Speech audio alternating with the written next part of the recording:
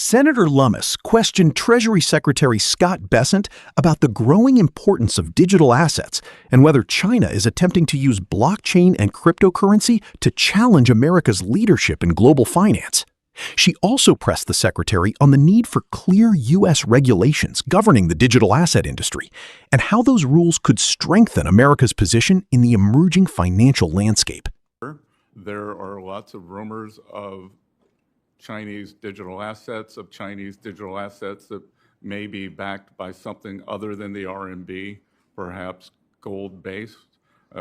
We haven't seen that. They have a very large sandbox in Hong Kong, and HKMA is actively traveling the world looking at different mechanisms. So I would not be surprised. Based on what you know now, what is your opinion about the importance of having clear rules of the road, market structure legislation in the United States? Look, I think that it's impossible to proceed without it. We have to get this Clarity Act across the finish line, and any market participants who don't want it should move to El Salvador. So, as a industry, what is the benefit to having this industry embedded in the U.S. economy? Well, again, as I said, that there seem to be people who want to live in the U.S. but not have rules for this important industry, and we've got to bring safe, sound, and smart practices and the oversight of the U.S. government, but also allow for the freedom that is crypto. And I think it's a balance that is being worked out. It was worked out in the Genius Act, and I'm confident with leadership of people on both sides of the aisle that we can get clarity across the line this year. Can you see a day when conventional banks and digital asset banking are offering the same types of products, giving each an advantage to offering a broader array of financial products to the American consumer? I think that can happen over time, and we've actually been working with small and community banks to discuss how they can be part of the digital asset revolution also.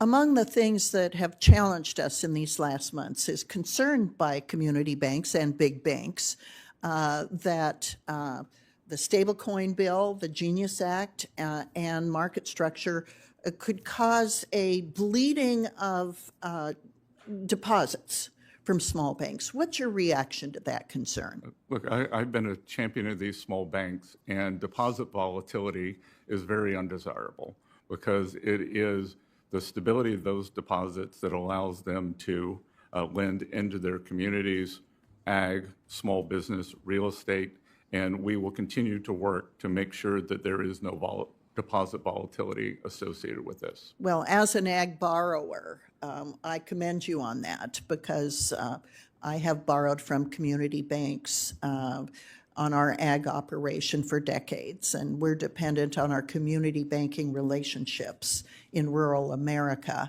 to help sustain us and grow our businesses. So I very much appreciate that. I want to switch to digital asset taxation for just a minute. So among the things that I'm exploring, and the Senate Finance Committee has a package of bills that looks really good to me on digital asset taxation. But one of them that's kind of vexing that I could use some guidance on is the issue of de minimis with regard to especially Bitcoin and other digital assets that might be used as a means of exchange. So the issue is, will it be a capital gain or will it be exempt from capital gains when it's used as a means of exchange to purchase things? And if it's going to be subject to a capital gain, how do you calculate what the capital gain is? If somebody has a blended portfolio of Bitcoin, some of which were purchased when it was $300, some of which were purchased today at $75,000, and some of which were purchased a year ago at over $100,000. How do you calculate the capital gain? Do you have some thoughts about that, or who I could consult with in your shop? It's a very complicated subject. We'd be very happy to have our Office of Tax Policy work with your team. I'll be over. Thank you, Mr. Secretary. We look forward to seeing you.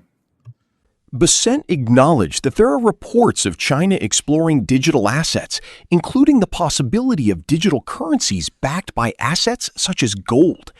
He noted that Hong Kong has established a large digital asset sandbox and that the Hong Kong Monetary Authority has been studying different financial mechanisms around the world. Lummis then asked about the importance of passing clear market structure legislation in the United States. Bessent argued that the industry cannot move forward without regulatory clarity. He strongly supported getting the Clarity Act across the finish line and suggested that companies unwilling to operate under clear U.S. rules should consider moving elsewhere. The discussion then turned to the benefits of keeping the digital asset industry within the United States. Bessent said the goal should be to establish safe, sound, and responsible oversight while preserving the freedom and innovation associated with cryptocurrency. He pointed to the Genius Act as an example of bipartisan progress and expressed confidence that lawmakers could pass broader market structure legislation this year. Lummis also asked whether traditional banks and digital asset banks could eventually offer similar products, giving consumers access to a broader range of financial services. Bessent said he believed that was possible and explained that the Treasury had been working with small and community banks to help them participate in the digital asset revolution.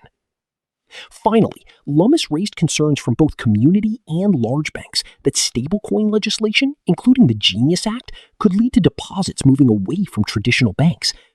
Bessent was asked to respond to those concerns as The exchange highlighted a central debate over America's future in digital finance: how to encourage cryptocurrency innovation while maintaining strong regulatory safeguards and protecting the traditional banking system. Bessent emphasized the need for clear rules, responsible oversight, and continued U.S. leadership, while Lummis focused on ensuring that America does not fall behind China and other countries in the rapidly developing digital asset economy.